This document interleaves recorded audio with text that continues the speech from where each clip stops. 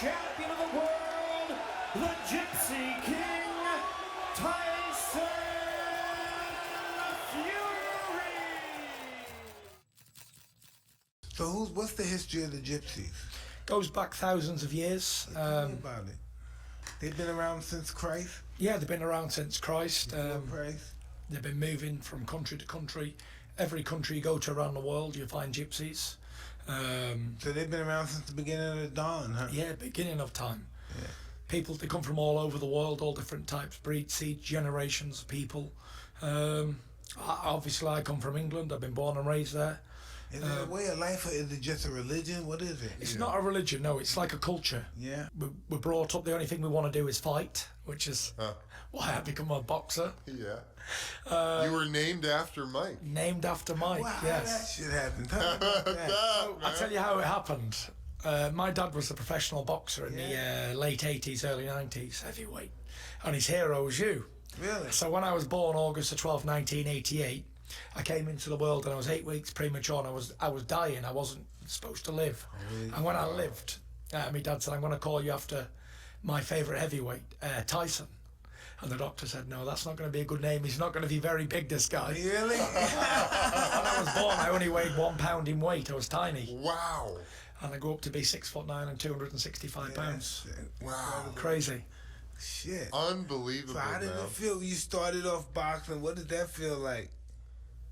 It felt really good, you know. I started boxing. I never had my first amateur fight until I was like 16 years old. Yeah. But I was brought up around boxing. I was a gym rat. When my dad was going to the gym, I'd go to the gym with him and I'd be hitting the bags, knocking stuff over in the gym. I was brought up around it. My brothers, cousins, everybody boxes. So we all used to fight each other as kids growing up. And I decided I was going to be heavyweight champion of the world from being a young kid. When people say, oh, what do you want to be when you grow up? Oh, I want to be whatever they wanted to be. They asked me what I want to be. I said heavyweight champion of the world. I love it. And nothing, I wasn't going to settle for anything else. And I believe that we're all here for a reason. I believe that everything I do in my life is already planned and set. You know, there's been so many things happen to me throughout my life, and if there was no higher power, then it wouldn't be possible for me to be here. Even in the fight with Wilder, like, brought me off the canvas in round 12 when I was knocked out to raise me to my feet and to fight on for a reason. And I believe the second return for me in boxing, because I had 3 years out the ring. I was down with depression and anxiety. I put on 147 pounds. I was taking drugs on a daily basis. I was drinking on a daily basis. I was gone. I was finished. The only place I ever thought that I'd ever end up was in a padded room somewhere. It was terrible. I was thinking about suicide every day, and I had nothing to be upset about. I was heavyweight champion of the world. I was 27 years old. I had money, fame, glory, a family, achievements, kids, everything running so smooth, but it didn't matter because mental health will bring you to your knees if you let it. Absolutely. Boxing brought me back because I was living very wild. And, you know, when you lose the passion to breathe fresh air anymore and you don't want to live, you're in a terrible place. And I remember a moment I was in a high performance car, a Ferrari. I was heading towards a bridge doing That Ferrari that big, was it custom made for you? No, it wasn't custom made, No? but I squashed it. But I heading towards this bridge at a high speed, 190 miles an hour, and I was going to crash into a bridge. And before I hit this bridge, I got to about maybe 500 foot from the bridge, and I heard a voice. I physically heard a voice speak to me and say, "Stop. Don't do this." And I pulled over. I remember I was shaking, I was crying, I was thinking, I knew I was totally gone. I didn't think I'd ever come back. Like, boxing was the last thing I ever cared about at this position. And I remember thinking, you know what, if I'm ever going to get right again, I've got to get fit, I've got to lose the weight. I wasn't losing the weight to come back to return to the fight game. I was doing it for my health. And the more I trained, the more I was getting better and better by the day. I lost a lot of weight quickly, and I was feeling good. I was feeling great again, and I wanted to get back in the ring. I felt like I had a lot more to offer, a lot more to give. Retirement wasn't for me. I had 3 years out the ring, and It was a horrible 3 years, the worst 3 years of my active life. And I thought, I'm going to get back in the ring, I'm going to fight again. How did they let you keep your title for that long? Did they strip you? Yeah, I had 4 world titles, and they stripped me of 1 within 7 days, and I vacated the rest. Yeah. You know, I suppose I suffered with depression and anxiety my whole life, from being a little boy to being a man.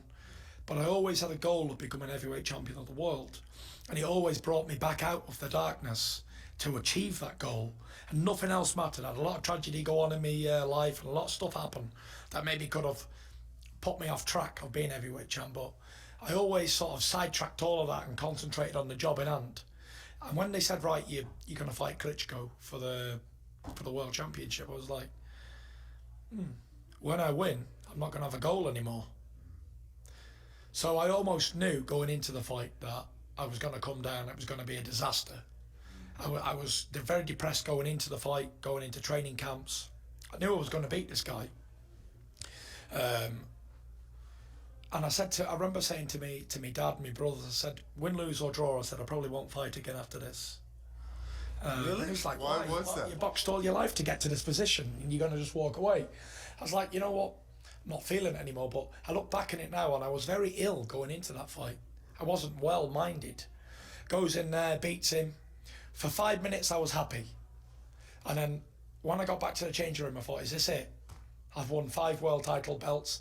I beat the second longest reigning heavyweight champion in history. What next? I don't have a purpose anymore. I'm finished. Oh, that's weird, man, because when I was a little kid and I won the title, I think I fell so in love with that illusion of myself and shit. Really? Hell fucking So you were like, let me conquer more. Hell let me yeah, dominate. absolutely, Let me yeah. destroy more people. Let it be more about me. Let me have the best girl in the world. Let me have the best seat in the fucking restaurant. Give me the best fucking car. I want the best plane. I'll be fucking all so self-absorbed. You know what I mean? I couldn't fuck enough girls.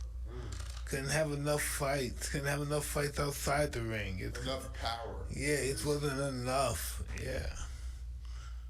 I love to fight, and I finally found what I love to do. What is that? And that's to be involved in good fights and take punches and hit people back. You know, I go into these fights and I don't give a fuck.